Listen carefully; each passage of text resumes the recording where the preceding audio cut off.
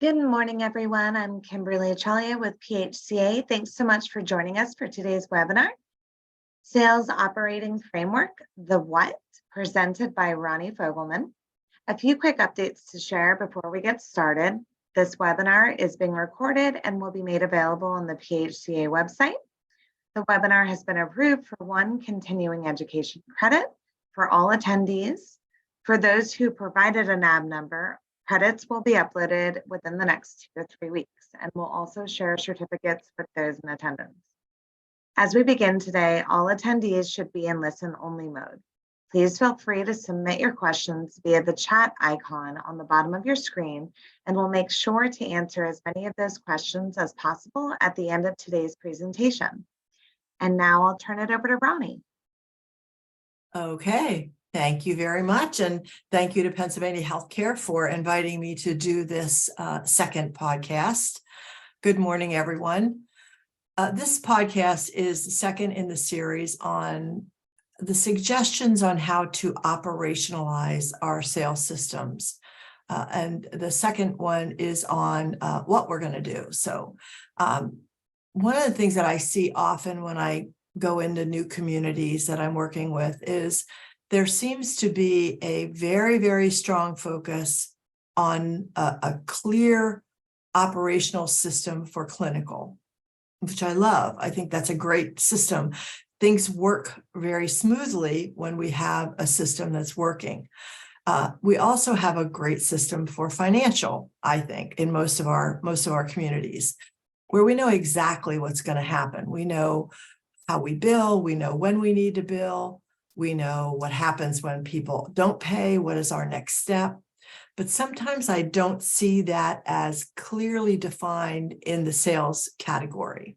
So that's what we're going to talk about this time. Last podcast, we talked about the why. Why do we think it's important to have a very clear system in place for our sales force? This time, we're going to talk a little bit about the what. So what is it we need to put into place? So if you remember last time, these were the 4 pillars that we came up with that we talked a lot about. So to put a system in place for a very structured sales process, we needed to look at 4 pillars. The first was a solid foundation. So what did that mean? For us, it meant really looking at understanding the role of a salesperson, whatever your titles are. And there's so many titles, I'm not even going to try to kind of categorize them, but whatever position you have in a role that's main focus is to generate revenue, then that's your sales position, whatever the title is.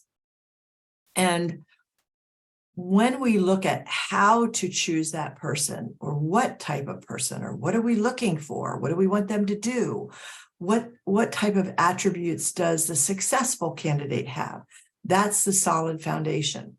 And it really does start with our leaders. It starts with our executive directors and our administrators, really understanding, understanding the sales function.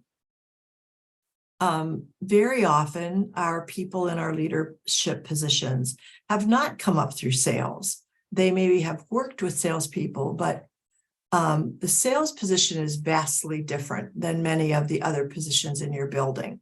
And I'm going to explain a little bit about why I feel that way. Not better or worse, just different. And so it takes a leader, an executive director, an administrator, to really try to step back from who they are and understand a little bit about what makes this position different for them to be able to really motivate and manage them to drive your revenue. So that's the solid foundation. We'll talk about that in a minute. And then the second piece was systems that work. What were the systems that we really think we could put in place that would help that salesperson and you as the leader to be able to manage every aspect in process? I once learned from Bill Brooks, who was a great mentor of mine, that if you're waiting until it's over to decide whether someone was doing the right thing, you've waited too long. You need to be, especially for salespeople, you need to be involved in process to see what they're doing and if it's working. So those are a couple of the systems we're going to talk about in a few minutes. And then once you have the solid foundation, the right people, you understand them, and you put systems around them and you that are easy and work pretty smoothly, then you can begin to set clear goals. And the clear goals are what are probably the most important thing for anyone in a sales role. Salespeople need that carrot. They need to know what it is that you want them to do.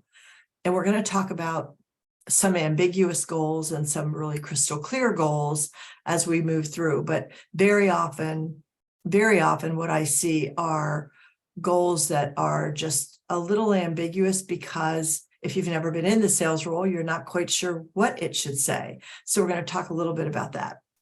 And then once these three pieces are in place, these three pillars, then and only then can you hold anyone accountable. And we're going to talk about the value of accountability and why it's not about punishment or being difficult. It's really, there's a lot of other reasons for it. And we're going to look at a couple tools that really help you to hold salespeople accountable in a positive way. So let's look at the very first pillar, which is a solid foundation. Okay.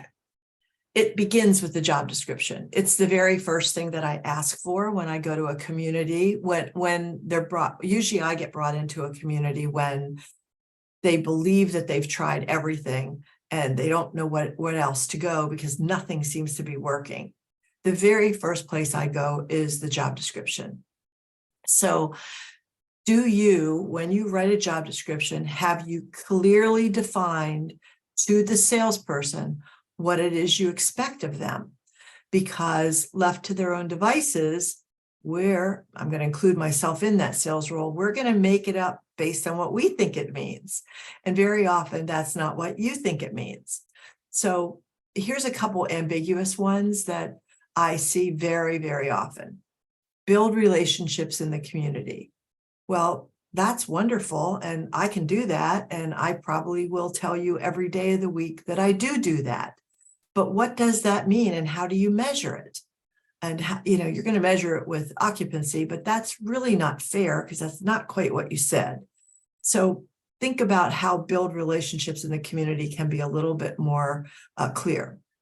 And the second one on here is to maintain an occupancy at or above budget. So you see the word maintain is bold. That's because you never want to include a word maintain for a salesperson. Every salesperson should have a stretch goal. They should be trying to reach the epitome. The budget is the floor. The budget's how we pay our bills. So we have to have salespeople that's goal is to be above budget. So what is it you really want them to do? And make that crystal clear. And then the last one here is, and there are many, many other examples, but the last one here is exhibit excellent communication. Again, how? What does that mean? What are you looking for me to do? Because I'm going to imagine that to mean what I think it means. And since I'm an over communicator, I maybe could drive people crazy trying to reach this goal that you've set for me.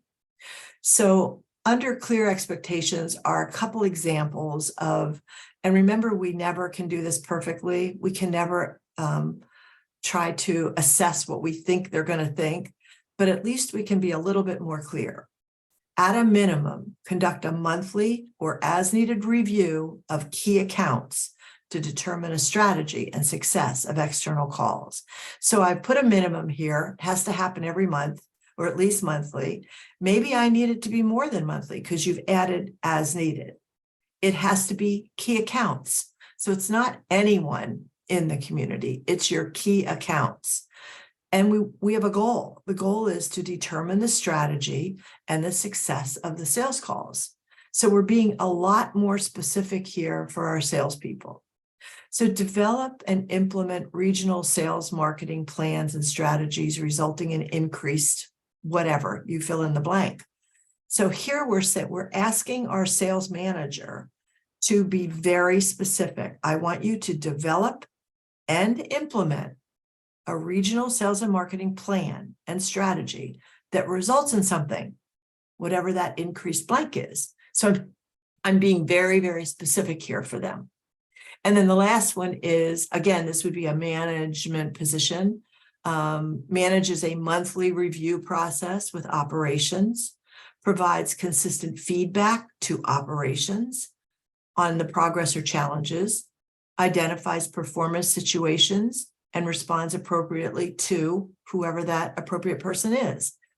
And again, this could be at the center level, at a community level. So maybe it's not, but it's always about managing the process back to operations, making sure that they are kept in the loop. So that's kind of the job description. So now once that's in place, let's think a little bit about what we're actually looking for. So most often when I talk to our senior leaders and I ask them kind of, what are you looking for? This is what I get, the trends on the left. They don't actually say someone like me, but when I sit in on the interviews, I immediately can feel that if that person is like them, they react differently than if that person is vastly different than them. So if I've got someone sitting in front of me who is a controller, a very detailed, focused graphs and numbers person, and the person they're interviewing is a persuader, an influencer, a talker, I can immediately feel the reaction. So it's really important for us to understand that we don't always want someone just like me. We don't always want someone who fits in with the team. It depends on what you're looking for. So I'm going to tell you why when we get over to the differences, but those are pieces that sometimes get us in the wrong category. And I think I told you last time about the company that I did the survey for them on what type of people they had in their positions. And we found out that almost like 85 to 90% of their people were all one profile. That doesn't lead to innovation. It definitely doesn't lead to sales success, but it probably leads to a very nice, happy, comfortable culture and environment. So we need to think about that. We also like someone who interviews well. They show up on time. They look really wonderful. They answer all my questions perfectly. They know exactly what to say. Just remember, people are trained in how to interview today. Their resumes are professionally prepared. So you can't really tell a lot there. And then we're always looking for someone who has lots of healthcare experience. So let's go over to the right side. We're going to look at a profile in a minute that shows the DISC, and I'm sure all of you are familiar with Myers-Briggs and the DISC, which is the director, the influencer, the supporter, and the controller, the 4 different profiles that everyone has. Excuse me. So it's important for us to know that 66% of the population are supporter profiles. They have a lot of support. They may have another one, but they have a very high supporter profile. So if 66% of the population are supporters, you probably are too, if you're the executive director or the administrator. I will guarantee you that most of the salespeople, not all, most of the salespeople are not supporters, which means the person sitting across from you, who you would like to fit in with the team and would like to be like you, probably is not. So it's just really important to understand that when you're interviewing.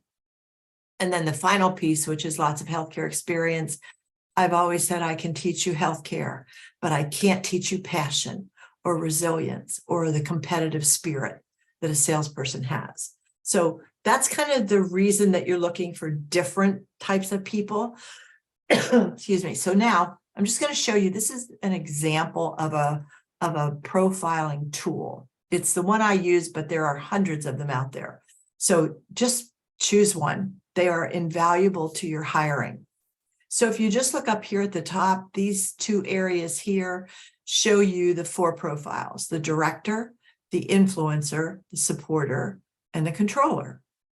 They've been in place since the days of Socrates. They don't change.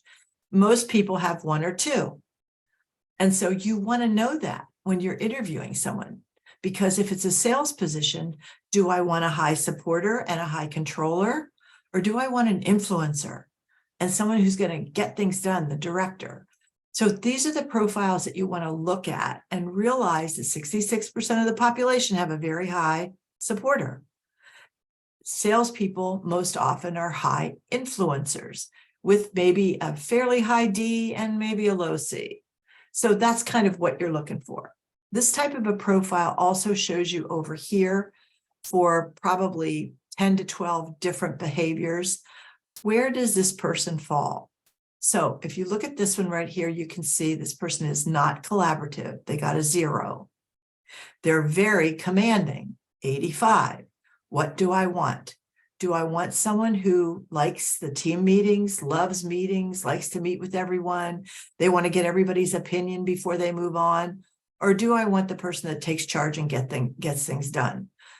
All right, so that's one piece. Now, for me, I prefer there a little more balance here. I'd like to have someone who kind of likes a few meetings and kind of wants to be in charge. This person might take over everything or want to and be difficult with that. So I need to decide that as a leader in your building. And one of the other ones is receptive. So is this a structured person? No, not very, which means I'm not going to follow the rules. They're probably going to enjoy being different and doing things differently than what you've put into place. However, they're also open to great and innovative ideas. So it's really important for you to look at these things. You can't pick them up on your interview. It's very difficult. I'll say that. You can, but it's very difficult. And then the last piece of this they all have are all of the different attributes. So for a salesperson, do I want someone that is creative? Do I want someone that is diplomatic? I don't know. I definitely want someone who's personally accountable because they're out there on their own. So there's things in here I want to see, and a tool will show you. This particular one is anything up here is well developed. Here is developed, moderately developed, and underdeveloped. This is a very strong person. Almost everything is in the developed or overdeveloped category. Sorry. So this is just a tool. It's one of the tools to use. Find one. I recommend. They're not that expensive and they will tell you a lot. This is what happens when we interview someone. We love them. They're fun. They're going to fit in with the team. I really like them. They work at the local hospital. They have all the things in my mind I'm thinking are great. And then a week later, we're saying to ourselves, where's the person I hired? So this tells you who that person is before you hire them. So now let's think about the second pillar, which was systems that work. So we want systems that help us to get the new person, because now we have her or him. We have the new person that we've hired. And we really, sorry, a frog in my throat today. We really want to make sure we put systems in place that help them and support them and get them where we want them to be so they can generate our revenue. So the first is onboarding. It's really important. We're going to talk a little bit about how to onboard people and how to make sure they're ready to hit the ground running when they come in. And then consistent training. How important is that? And then what about actionable plans? Let's really look at what those plans should be. So we'll start with onboarding. Onboarding starts before you hire them, before the hire date. So let's say you've hired them, they signed their offer letter, and they get a call from, I hope they get a call from HR to answer any questions. But follow that up with a call from whoever they're going to report to welcome them to the team. Don't wait till they walk in the building. Make sure that they get that feeling that you are thrilled with them and you can't wait for them to join your team. I recommend sending some type of a welcome packet to them a couple weeks before they start, because most people have to give a notice of some kind. And in that packet might be your org chart, the company background, their job description. names of the people on their immediate team, the type of sales system you use, and any other information that you think would be beneficial for them, because there's always buyer's remorse. Yes, they've agreed to join you, but gee, they have to leave this fun company they've been with, or maybe the other company's trying to convince them to stay. These are really important steps to make sure that this person hits your building and they're excited about starting with you. On day one, please make sure there's someone to welcome them, someone to greet them, show them your community, help them to settle into their office and their role. Make sure they know where the restrooms are and where the lunch place is and all the things that are very, very uncomfortable when you first start. And I think last time I told you that I walked into a building and the new hire had been sitting in the lobby for almost an hour and no one welcomed her or showed her where the office was or anything. So it's really important. That's the first impression. And then secondly, make sure everything's ready for them.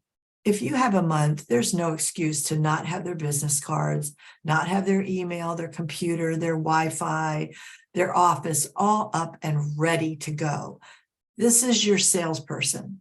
This is not someone who's going to be sitting in the building. They're going to be talking to clients and referral sources, and you want them. It's probably the number one frustration I hear from salespeople is, I've been in the job for 3 weeks. I still don't have business cards. Or I've been here for a week and nobody has my email set up. I mean, it's really just unacceptable. That's not how we should be treating our newest employees, no matter what their roles are. So that's onboarding. Let's talk for a minute about sales training. Very often what I hear from our leaders is, oh, they're already trained, they're a salesperson.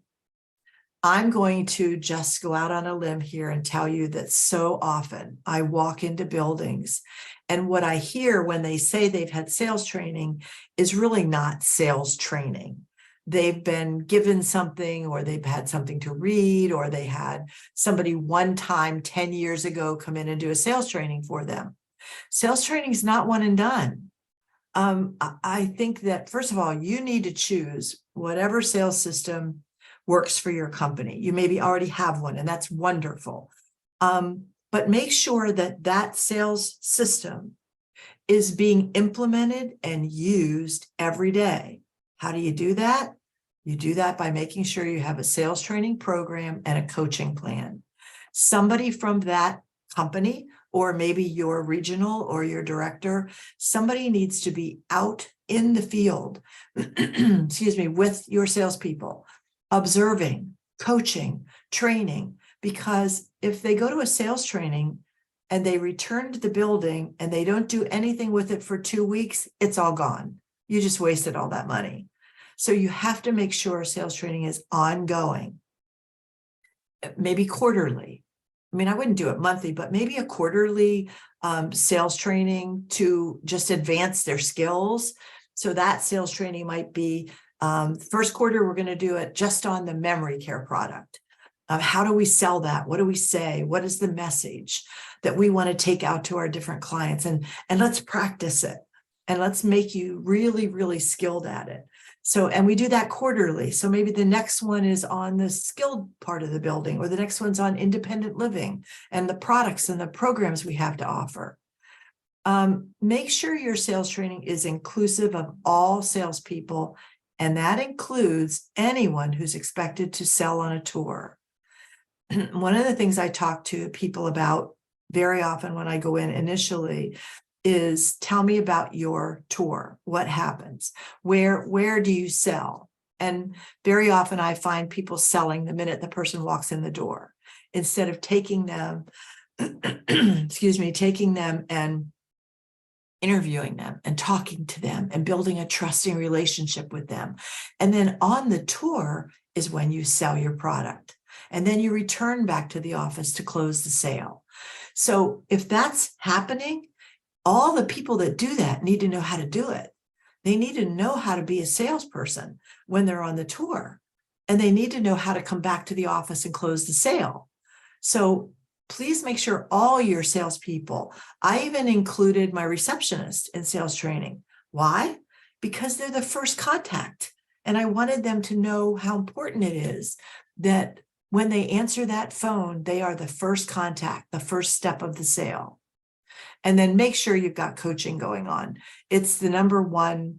It's the one thing, if I could bottle it, I'd probably be a millionaire on how to get companies to coach their people on sales. So sales training is not one and done. It's a really important part of your sales system. Now, once those are in place, now you have to put some plans together, actionable plans. Remember that a system only works if there's steps that are actionable. So is there a real plan, or is it simply kind of, I hope we get there, or I've got a goal to fill the building in a year or 18 months? Well, that's great, but that's not a plan. That's a goal. I hope we get to budget. That's not a plan. So make sure that you have something in writing that says, this is our plan. Is the plan inclusive of all those who can impact or be impacted by this plan? So everybody needs to be included in your marketing committee. And of course, that's your choice at your buildings, who you include in your marketing or your communities. But I like to err on the side of too many than excluding someone like the dietary staff or the maintenance people, the people that have to get everything ready when your tour comes in. All those are really important people to have in your actionable plans. So once you've got it in writing, has it been distributed and explained? So I just had this experience where we sat down for an hour and put together a phenomenal marketing plan, and no one ever saw it. So it went somewhere, somebody's desk or something, and it never went to the people that are impacted by it or who are part of the plan, and have it explained to them. Here's your role. Marianne, you're the director of rehab, and one of the things we're doing is a rehab reunion. And you said you would head this up at the marketing meeting. So here it is in the plan, in writing. I highlighted your part that you said you were going to do. So let me know if you need some help with that. So when do we review it then? When do we make sure that it's followed up on? It doesn't matter if it's a sales plan, a marketing plan, a business development plan, whatever you call it, it has to be reviewed and updated and course corrected. So things may change from one quarter to the next, and you have to course correct and make sure that maybe you have a new hospital liaison, or maybe you have a new marketing director. That's going to change things a little bit. I recommend having a champion, someone who is in charge of whatever that actionable plan is. And we're going to look at a couple of them in a minute. All right.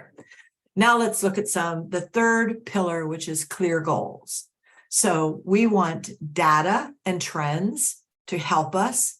We want to put sales plans together, and we want them to be actionable. So let's look just a little bit at some of the data. One of the things I do when I start with a new company is I ask them for their 5-year trend. It's kind of interesting, the reaction I get, but I like to see 5 years. 3 is okay. I can take that. Through 5 is better. But let's get some data that actually shows me what you're telling me. So if you're telling me the census has fallen off in the last 2 months, not in the last year, then I want to see that. I want to see that in the data. If you tell me that inquiries have increased from a particular hospital, where is that data? Do you have a graph or a chart or something that shows me that? So that's kind of what you're looking for when you're looking for data and trends. And then there's sales plans. Sales plans differ from a marketing plan. A sales plan is just specifically for your people that are going out into the marketplace and doing one-on-one interactions with potential referral sources. So what's their plan? If there's a marketing plan, then the sales plan should fit within the marketing plan. So if this particular month or quarter, our focus is on filling 1-bedroom apartments in our independent living, that's our challenge. That's what we want to do. then the sales plan for the salespeople should fit within that marketing plan. So where are they going? What is their message? Who are they calling on?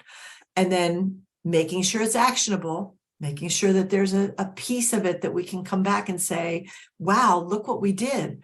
We visited with 20 financial planners and 3 attorneys and 6 clergy. And did we get any ROI from that? Did we get inquiries, referrals? This is the kind of thing that you really need to be tracking.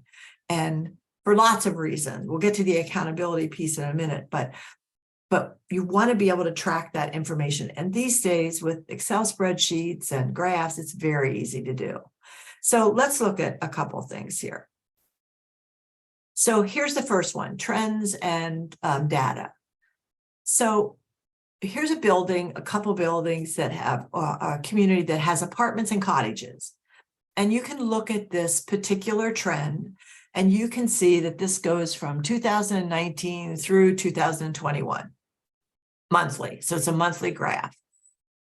Usually what I get is just a curvy line, and then I just take it and create the trend. Because when I show this to them, after we've talked about challenges and our plan, this is crystal clear what's been going on in this particular community. The apartments have been declining, not for the last couple months, but for the last couple years. Cottages have been increasing, not just for the last couple months, for the last few years.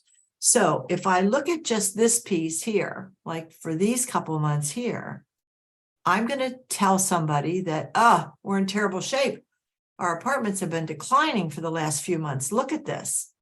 But if you take it and you put it into a trend for 4 years or 3 years, you see that this started way back here. Now, remember, some of this is COVID related, but it's just to give you an example of what the graphs can tell you. Same thing with cottages. What if I looked at this month here, just these couple months here? I would be in dire straits that we were falling. Or how about from here to here? And we've looked at maybe 4 or 5 months.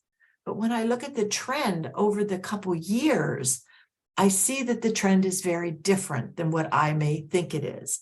It's really important for us to be able, I'll say us as salespeople, to be fluid with this, to be able to talk about this and be able to show this to our leaders and to be able to understand what we're looking at so we can plan our marketing and our sales calls based on fact. Here's another one. This is an occupancy over a 4-year time frame. So again, if I look at only 1 year or a half a year, let's say, it'll be a very different picture than when I look at this. So I want to be able to see so that I can go back and say, what happened here? What happened here? Why is one line flat and the others are declining? I want to be able to use my data to be able to form our new sales and marketing plans. And that's the purpose for the data and the trends. So now we're going to look at a sales plan.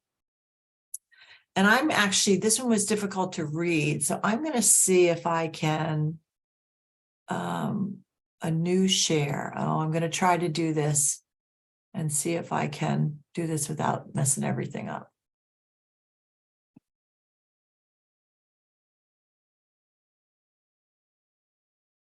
Okay, so let's look at this. This is a marketing plan.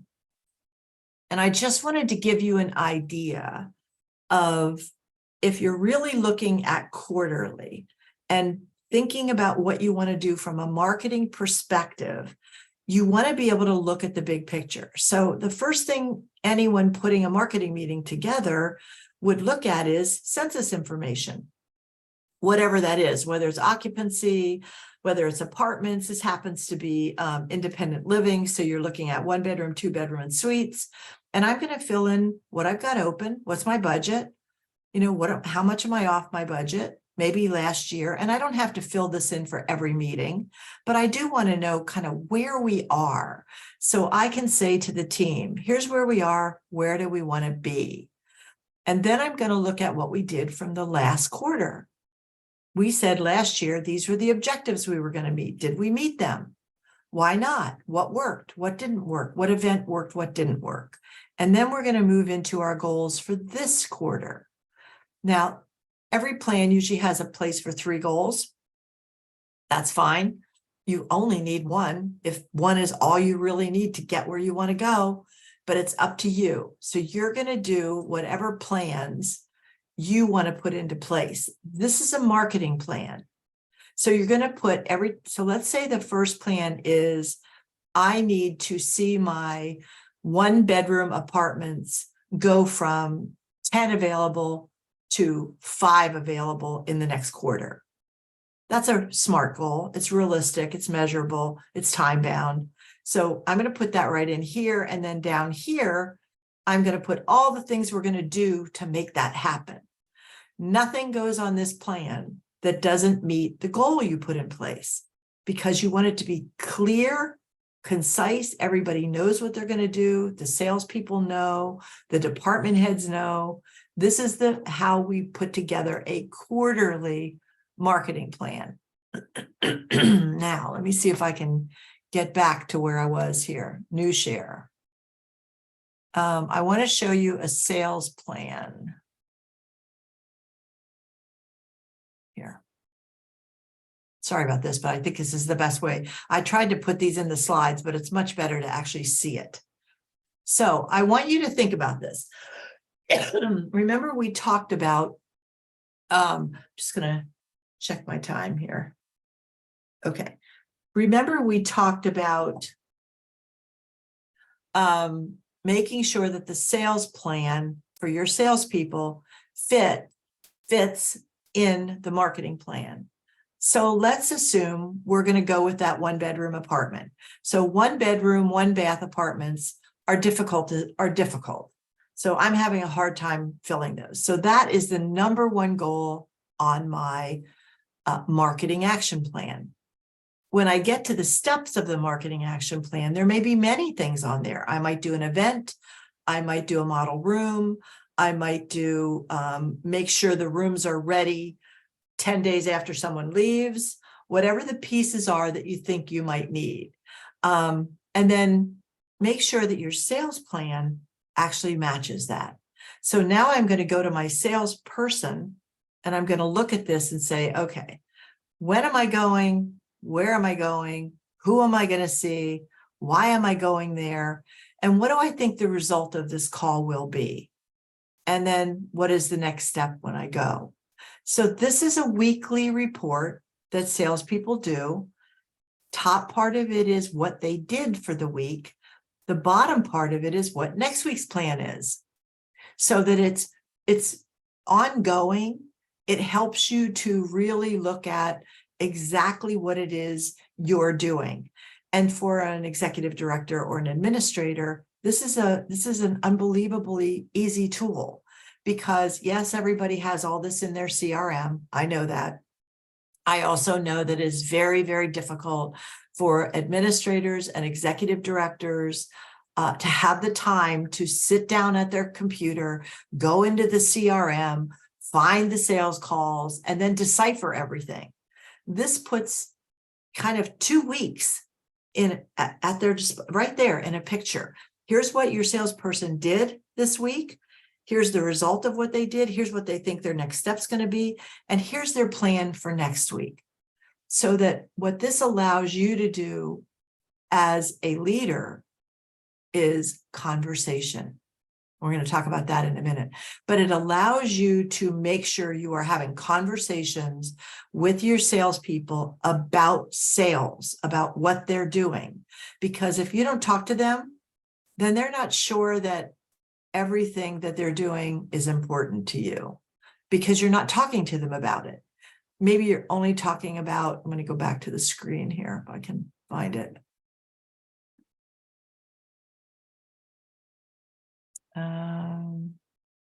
So I think I need to go back to the beginning of this. That's okay. We'll go back down. We'll go all the way down here.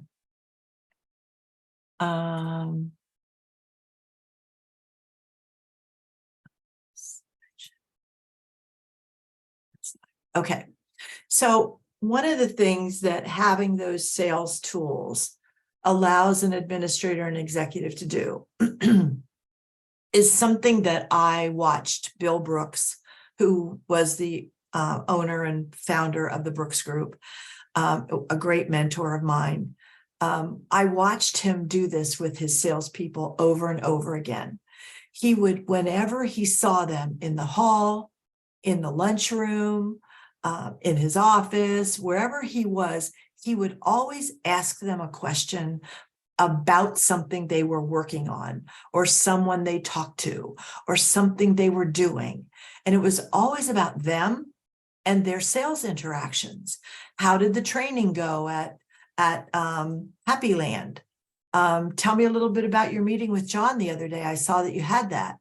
What do you think the next step is going to be? I mean, it was beautiful to watch because the salespeople lit up. The salespeople were excited to know that their boss, first of all, knew what they were doing and cared about what they were doing. And he would give them advice. You know, he would say, what do you think about this? Or what do you think? So he was also doing coaching all the time when he saw them. And that's the beauty of having the information you need as a leader. You have the information right there at your fingertips, and you can find them and talk to them about a few of those things. It's really, really important. So those are the clear goals that we set for people with our different tools. And then the last pillar was accountability. Now, accountability is one of those things that people hate me to talk about. Administrators, executive directors get very, very nervous when I start saying we need to hold people accountable. Why? Because first of all, it's really, oh wait, this didn't do what I wanted it to do. Let me see. Slideshow from current slide. Well, not going to let me open that up for some reason, so we'll just go like this. All right, accountability is an essential tool for personal and professional success. It is not a tool for punishment. This is a tool that hopefully everyone uses to get a couple things accomplished. Personal growth of your salespeople, helping them to get where they need to be.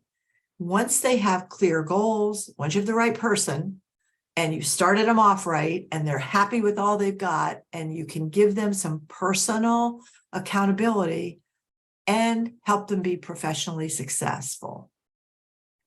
It doesn't happen by chance. It doesn't happen by chance. It takes a lot of work.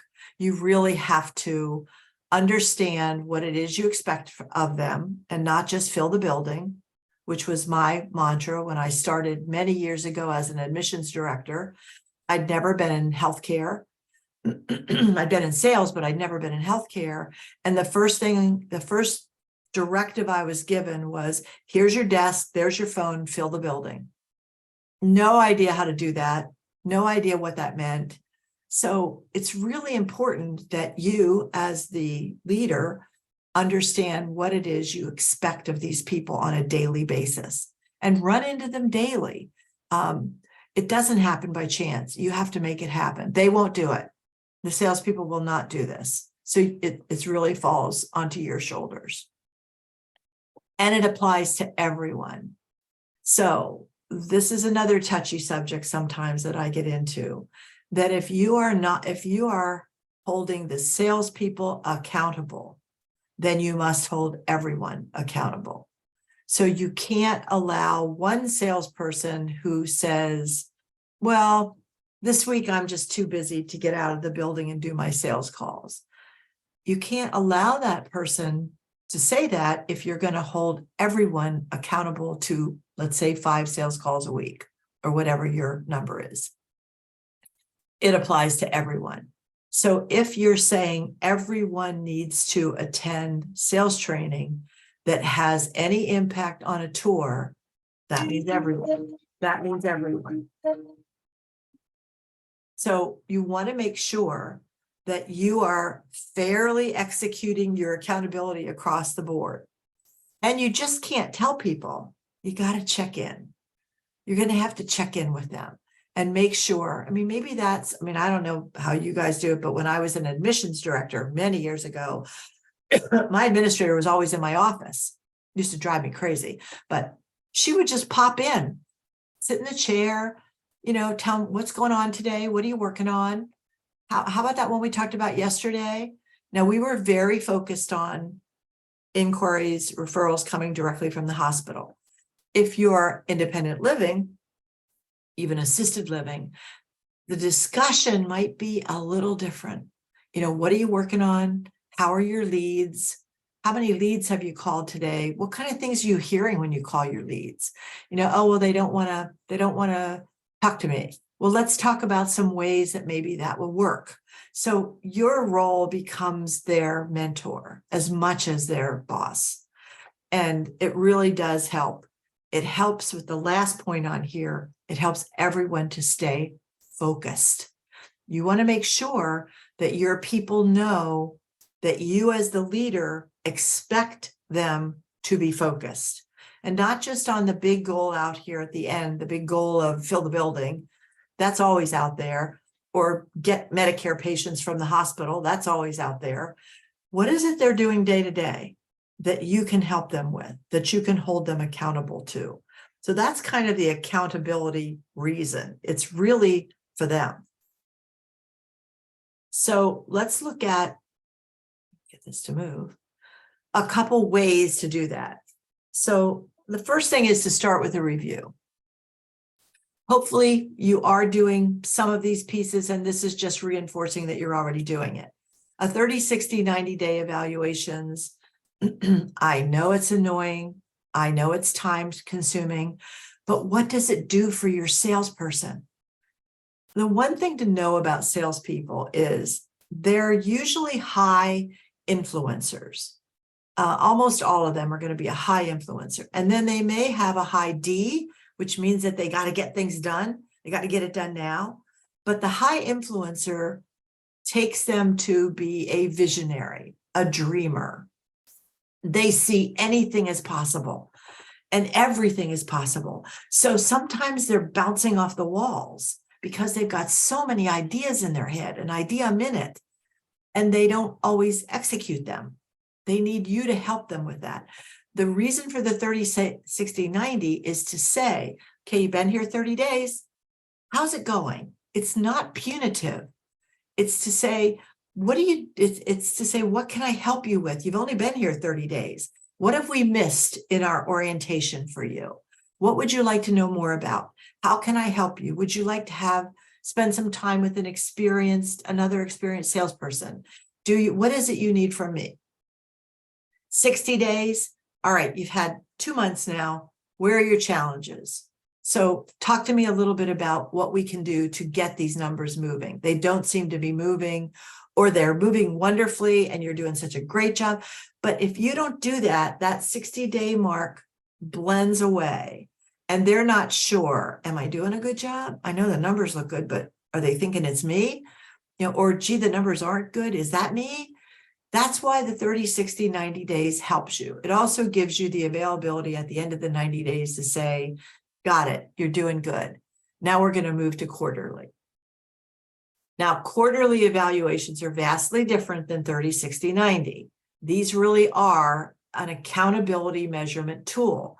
Now, not everyone does quarterly evaluations. That's why I have the question mark there.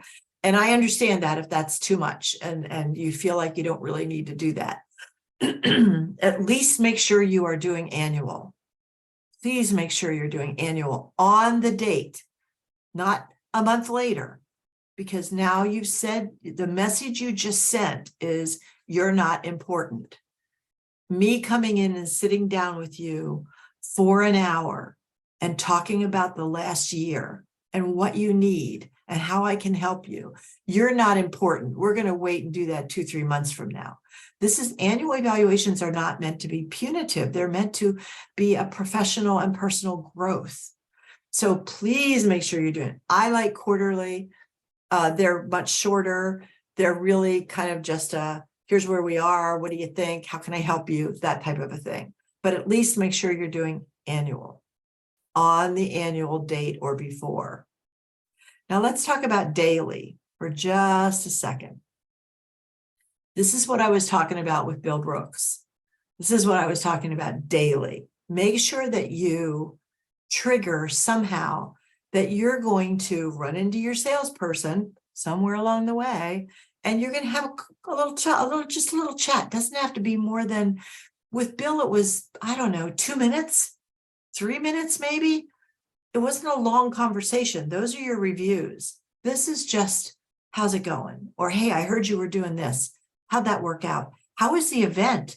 How many people came? Do you think any of those people, did any of those people tour? Of the tours, do you think any of them are really looking to move in? If you don't ask that as the leader, the impression is it doesn't matter. Doesn't matter to you, and it doesn't matter to them.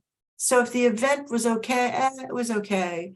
5 people showed up, but they were all guests at the community. Nobody came from outside, and nobody cares. So the questions you ask matter, and when you ask them matters. So make sure you're doing, these are the accountability pieces. I know they're not fun. Let's talk about the weekly census review. I don't know if I have one of those to show you guys. Let me look. I'll see. Let me see how much time I have. Check my time here. We don't want to go over. Oh, we still have a couple of minutes. Okay, let me see if I can find this for you. The weekly census review, as a director of marketing or whatever that role is in your building. I don't know that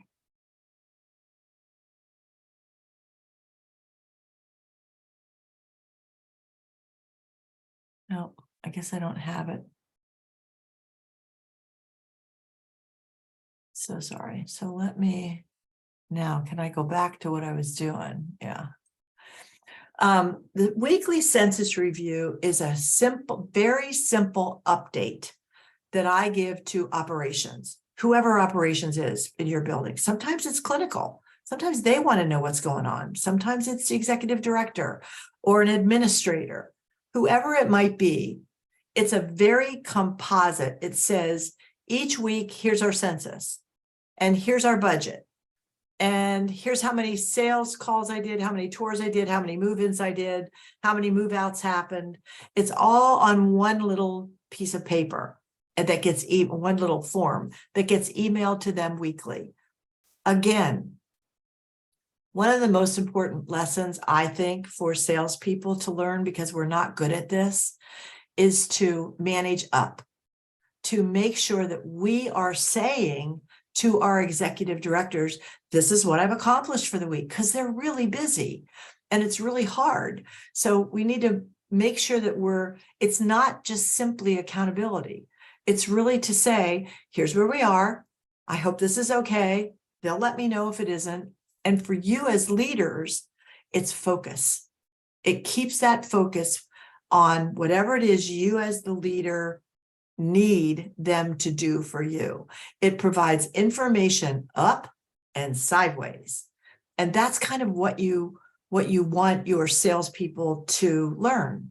And if you have new salespeople, and many of the buildings, many of the communities I go into have very young, new salespeople who haven't been immersed in any type of a culture where there's an unspoken expectation. And we have a lot of unspoken expectations in our industry. So it's really important for you to keep them on track and help them to get there. So that's kind of the accountability piece. So in review, the 4 pillars. Now, last time we talked about why you need them, and this time we talked about what you use to put them in place. So we talked about a solid foundation. Remember, that's making sure you as the leader understand what you're looking for and who you're looking for, and that you use some type of a tool to choose the right person, and that you make sure that when that person starts, they've been onboarded and everything is ready for them.